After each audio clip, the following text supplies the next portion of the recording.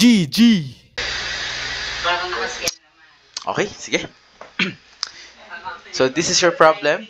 We have a 20 millimeters diameter commercial steel pipe, 30 meters long, and we use this to drain a water tank. So determine the discharge when the water level in the tank is 3 meters above the exit of the pipe.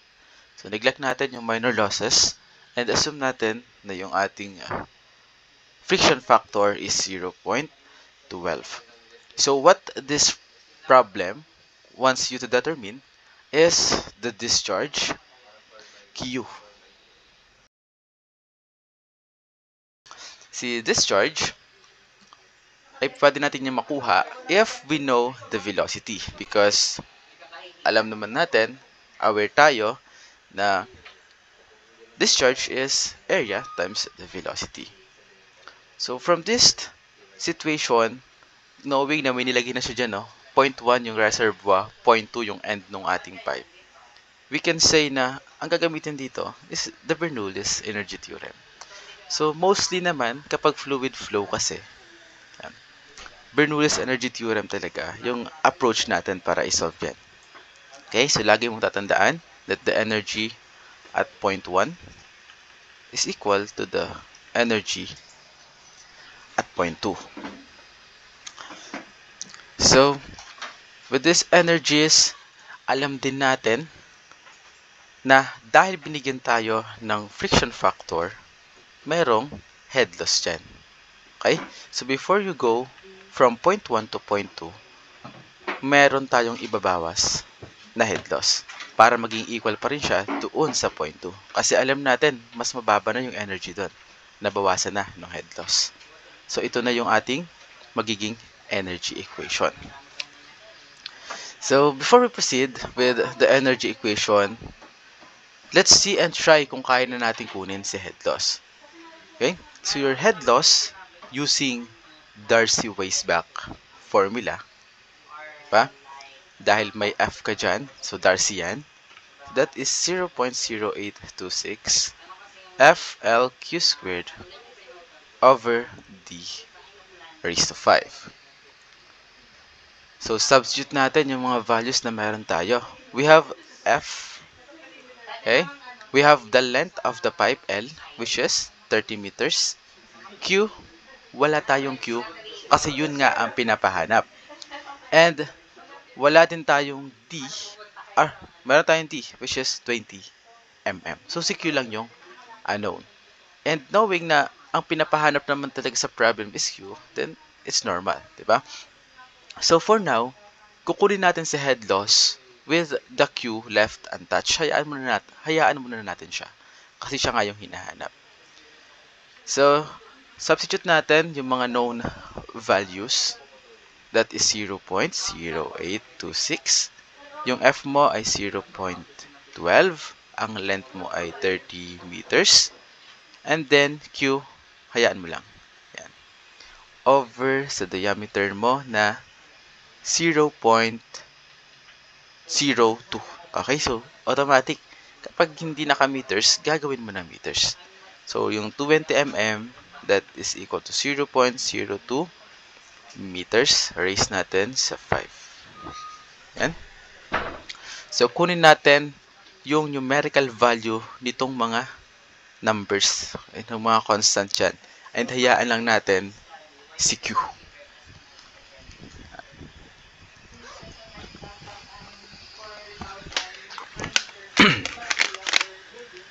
0.0826, 0.1230 over 0.02 raised to 5. 9292512 Q squared. Okay? Anong ginawa natin? Itong numbers na to, ito, lagyan natin. Ito, kunin mo yung numerical value. Yan. Itapos, kapag nakuha mo na, itabi mo siya dun kay Q. Okay? May purpose yan. Dahil si Q naman talaga ang hinahanap, syempre hindi natin malalagyan ng value si Q. So, now, let's complete na yung ating energy equation dahil mayroon na tayong value or at least a variable ni head loss na naka in terms of Q. So your energy at point 1 is consist of pressure head, meron ding velocity head, and then elevation head. Bawasan mo ng head loss, equal yan sa pressure head sa point 2 times velocity head, plus velocity head sa point 2 plus elevation head sa point 2. So substitute natin, the pressure at point 1 is, well, kita mo, isa tong water tank. And most often, hindi kasi given yung area niyan, we can say na malaki yung water tank na yan, yung area niya. And i-partner mo pa yan sa isang pipe na sobrang liit nung diameter. 0.02. Yung mga tangke, ang diameter niyan usually 2 meters, 3 meters, minsan mas malaki pa. So from that, okay, ito yung pinabanggit ko dati. Kapag ganyan, so kapag kinompare mo kasi yung area nila relative to each other, sobrang laki ng difference. So when we try to solve for the discharge, okay, and sa velocity nila, of course, dito sa mas maliit, mas mabilis. And dito sa malaki, knowing na maliit lang naman yung lumalabas dito, sa pipe natin, we can say na yung velocity dito is almost negligible or almost zero. Yung katulad kapag nasa reservoir ka. So with that, the velocity here is 0. And since this one is open, okay, hindi naman binanggit na closed. So kapag ganon, ang default natin, open yan. So 0 din yan.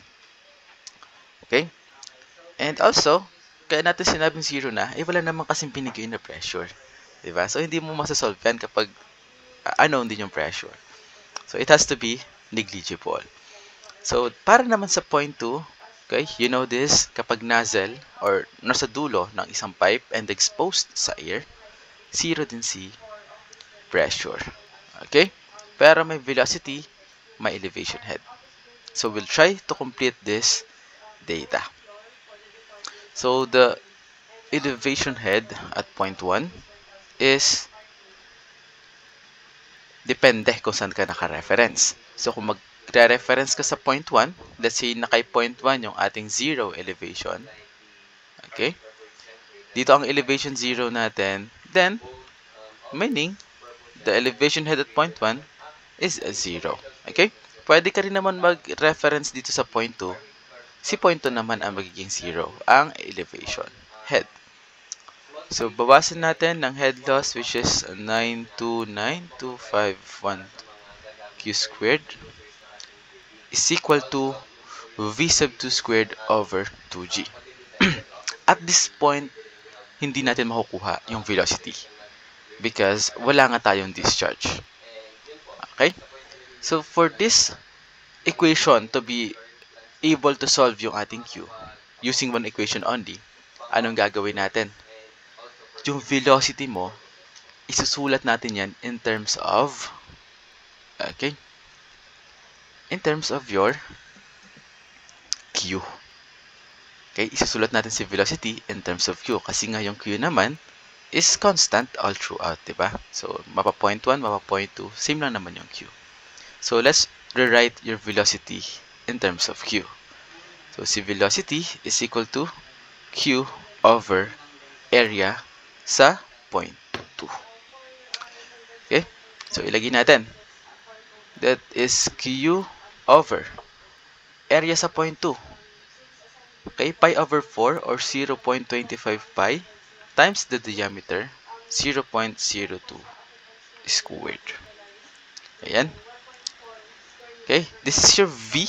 Yung buong ito, dahil naka-square pa yan, i-square mo yan dun. Okay? Q over A, tapos naka-quantity, square. Over 2 times 9.81 plus elevation head sa point 2, which is below nung ating elevation sa point 1. So, nasa ilalim, negative 3. Okay, plus negative 3. So, ito, pwede mo na itong i-diretso ng pag-shift solve. Pero kung medyo nahihirapan kang i-shift solve yung itong part na to. So, pwede mo munang isimplify yan. So, ikaw nang bahala kung paano isi-simplify. Okay? Pero pwede mo na itong idiretso sa calculator. So, you can try that. So, lalabas dyan si Q as, and try natin, negative 9292523 x squared plus 3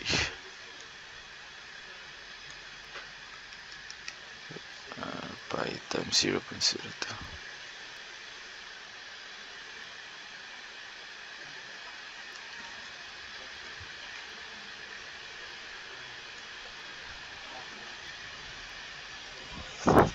Ayan.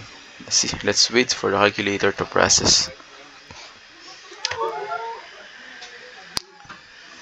Kung may nakuha ka, pwede mo naman ilagay sa comment.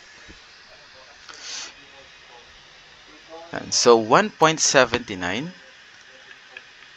times 10 raised to negative 4 cubic meter per second. Pwede na yan. Okay? Yan na yung sagot. Or, dahil nakita mo, medyo parang ang pangit naman describe na nakaganito kasi naka-scientific, pwede mo namang i-convert into liters. So, kung naka-liters yan, so it should be equal to 0.179 liters per second. So, both of this, okay, tama yan. That is your final answer for item number 4. Okay?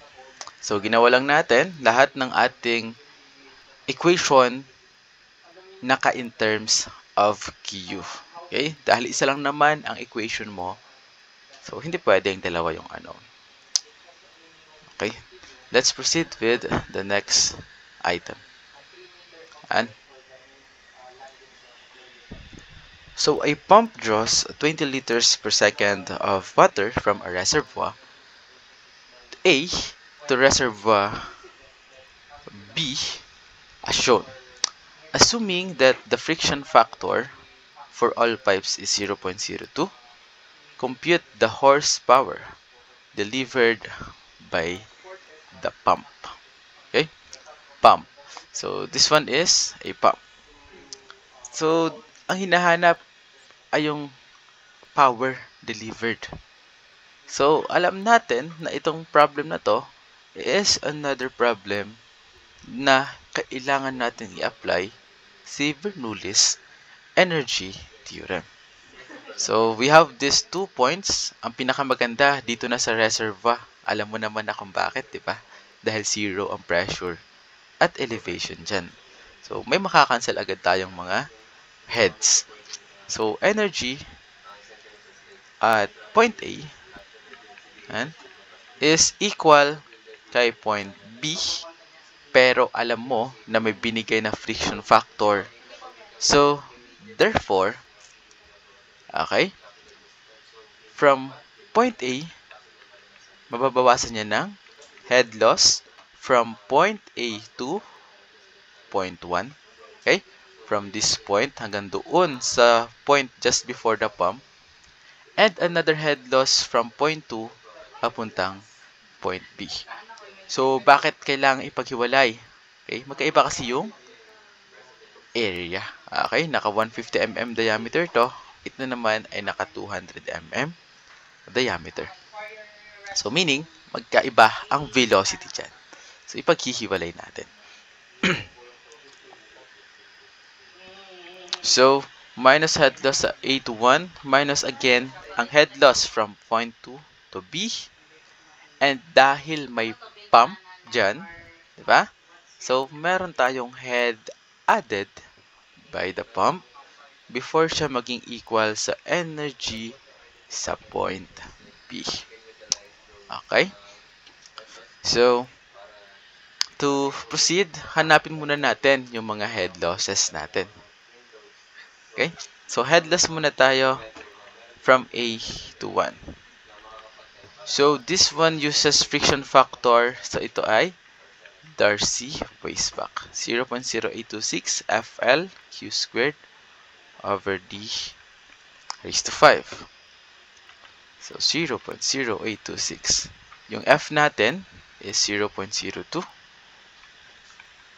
And yung length natin from A to point 1 is 500 meters.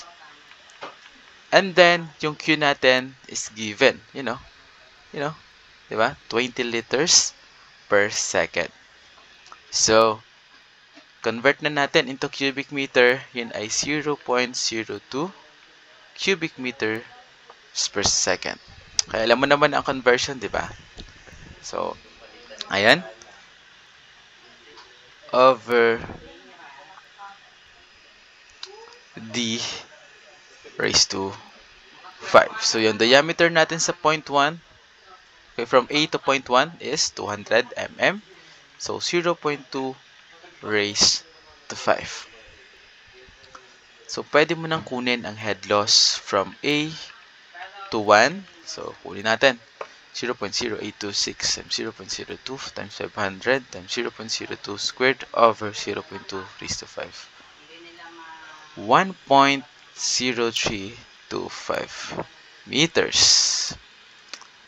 Yan. Okay, next. Head loss naman tayo from 2 to B. Okay, using the same formula, substitute natin yung mga values. 0.0826. Friction factor is 0.02. Ang length ay 1,200. And then, Q is 0.02 squared. And the diameter is 150 mm or 0.15 meters or raised to 5. So, kunin natin. 0.0826, 0.02 times 1, 2.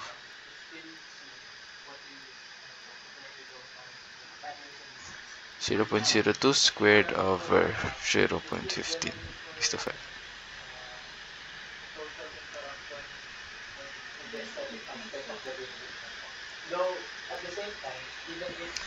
So, 10.44. 10.44. So, maigi naka-store yung mga head loss na yan kasi sure naman tayo gagamitin pa natin yan dito sa part na yan. Okay? So, with the head loss being okay na, let's compute na yung ating energy equation. So, the energy at point A, okay, lista na natin. Pressure, 0. Diba? Exposed sa air yan. The same with point B. Velocity, okay, sa pipe meron. Pero ang tinutukoy kasi natin, yung nasa point A and nasa point B. So, velocity dyan, 0. Okay, velocity head. So, ano may iwan? Yung elevation heads lang.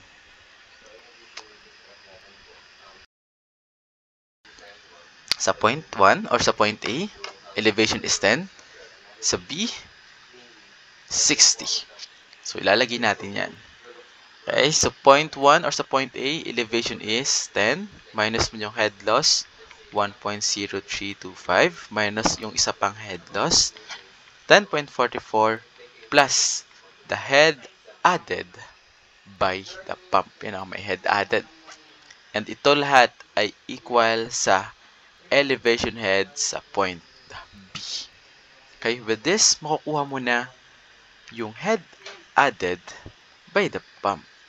Okay, so 60 minus 10 plus 1.0325 and 61.4747. 477. Ilan yan? Meters. Okay? Diba? So, when we say energy or energy added or head added, naka-meters yun. Diba? Wala naman tayong ibang unit na ginagamit for the energy head. Okay? Energy head. So, pag sinabing energy dito, ang pinag-uusapan natin dyan, yung head. So, that is in meters. So, hindi pa naman ito ang hinahanap kasi ang gusto nating makuha is the horsepower delivered by the pump. So, alam mo naman na ang formula, di ba? Okay? Power is gamma Q times E, wherein E, yan na yung head added. Itong energy or E, yan na yung head added. So, ito ay water. Nagdodraw ng water. So, gamma is 9810. Okay? Note mo ha, naka-Newton dapat yung ating units. So, Q is in cubic meters per second. So, ilan yan? Naka-liters. So, gawin natin cubic meter. 0.02. Times E, 61.47. Sagot dyan. So, 9810 times 0.02. So, 12,061.35 watts. Pero dahil horsepower ang gustong maging sagot, edi convert natin. Okay? 12,061.35 times 746 watts equal to 1 HP. So, this will be equal to 16.17 horsepower. And that is your final answer. Okay, yun na. So, diba, as you can notice, para pa rin tayo nag-energy theorem ni Bernoulli, except that this time, yung head loss, hindi na siya basta binibigay lang. Kinukuha muna natin. Yan. So, kunin mo lang yung head loss using the formula, and the rest, Bernoulli's energy theorem na yung ina-apply natin. So, that is for the second item. Okay, next. Punta tayo sa number 6. So, this will be the last problem for this topic. Okay. So, a hydroelectric power generating system is shown here in the figure. Okay. Water flows from an upper reservoir. So, ito yon based on the figure alone. Papunta dun sa pangalawa at a rate of 150 liters per second. So, alam mo na, ito ay discharge. Okay, liters per second. The length of the pipe is 100 meters. So, meaning, mula dito, hanggang dito sa kabilang dulo, yan na yung 100 meters. Okay, hindi mo hahatiin na. Okay, diretso na yan. Meron nga lang turbine dun sa gitna. Okay, note mo na rin yan, may turbine. So, kailangan mo yan sa energy theorem natin. The diameter of the pipe is 250 millimeters and merong binigay na coefficient ni Hazen-Williams. So, alam mo na kung anong formula ng head loss ang gagamitin. Diba? So, 120 yung coefficient. The water surface elevations of reservoirs 1 and 2 is 197. So, ibig sabihin, si point 1 is nasa elevation 197, si point 2 ay nasa 50 meters. So, determine the power generated by the turbine if it is 85% efficient. Okay? Neglect mo yung minor losses.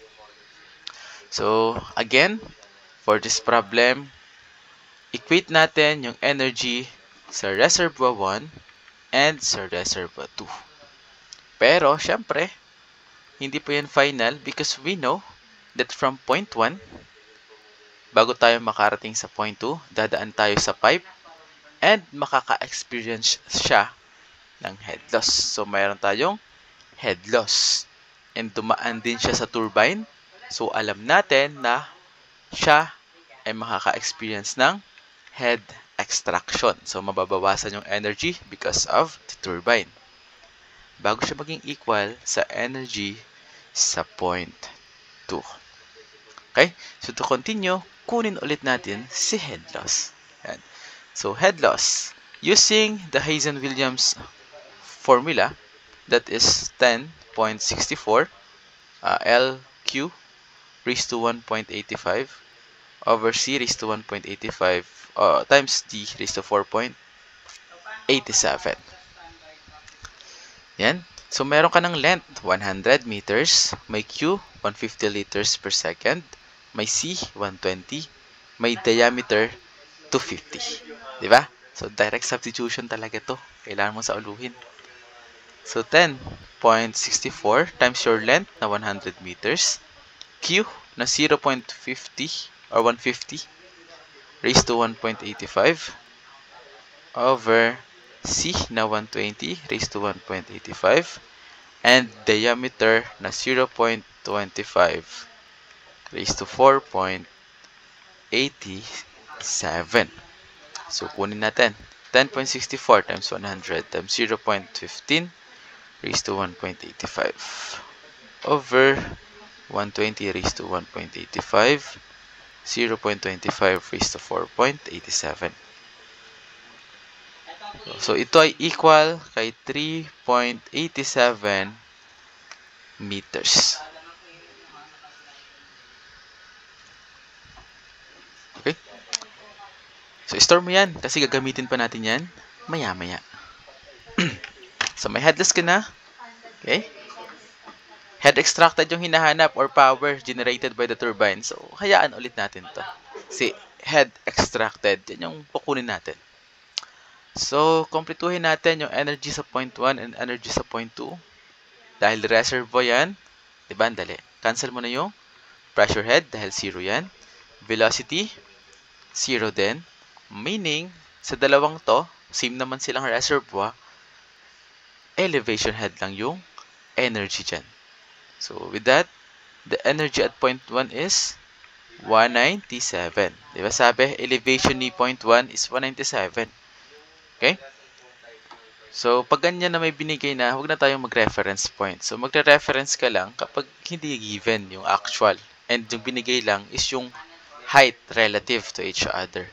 Pag mismong height na yung given, wag na. Or mismong elevation. So, minus the head loss na 3.87 minus the head extracted equal siya sa energy sa point 2 which is 50. 50. So, with that, makukuha mo na ang head extracted. Diba? Napaka-basic. So, 197 minus 3.87 minus 50. 143.125. Okay? Yan na yung head extracted. So, para makuha yung power delivered or power generated by the turbine, okay, use the formula for power. Gamma QE. So, that is 9810 because this one carries water. Water nga ba? Well, water. Q is 0.150 and energy is 143.125. Okay, yan na dapat yung power, pero sabi dyan, siya ay 85% efficient. Okay? Dahil ito ay turbine, iisipin mo, ang na-extract ko na power ay equivalent sa 143.125. So, yung aking mai-extract, actually, yung actual na mai-extract ko, hindi 143. Diba? Mas bababa. Okay? Imagine, sa turbine mo, ito yung nakuha nating energy sa water, pero dahil 85% efficient lang tayo, hindi po ito. Okay? 85% lang, so bababa yan. So, i-multiply mo sa 0.85. And sa pump, opposite yan. Kapag pump, napansin nyo for sure. Kung hindi nyo pa napansin, kapag pump, usually, ang given sa'yo dyan is yung mismong power ng pump. Okay? O di kaya, kapag ang given naman sa'yo is yung energy added by the pump, pag ito ay pump naman, halimbawa, ito yung delivered delivered by the pump, anong ginagawa natin? Doon tayo sa kabila nagmumultiply. Okay? Parang opposite kasi yung nangyayari. So, kapag turbine, ito ang pinakasimple dyan. So, kung ayaw mo mag-isip, pero mas gusto natin yung nag-iisip. Okay? Kapag ayaw mo mag-isip, sana napansin mo na. Kung napansin mo na, mas okay. Kapag turbine, dito tayo nagmumultiply ng efficiency. Kapag turbine. Kapag pump, dito naman tayo sa kabila nagmumultiply ng efficiency. Okay? Pero ang pinakagusto kong makuha ninyo is yung hindi nyo need sa uluhin yung formula. Yun yung naiintindihan nyo na kung kailan ka mag-multiply, kailan ka dapat mag-divide. Okay? So, dito, okay, based on logic, iisipin mo, ito yung extracted ko. So, dapat, dahil hindi naman siya 100% efficient, hindi ko buo matatransfer lahat yung 143.125 na yan. Diba? Hindi buo. Mababawasan. Kaya, din tayo nag-multiply. So, with that, so yung sagot natin sa power is 179,017.33 watts. Okay? Or gusto mo naka-kilowatts, i-divide natin sa 1,000. 179 kilowatts. Okay? And that is your final answer. Okay, yun na.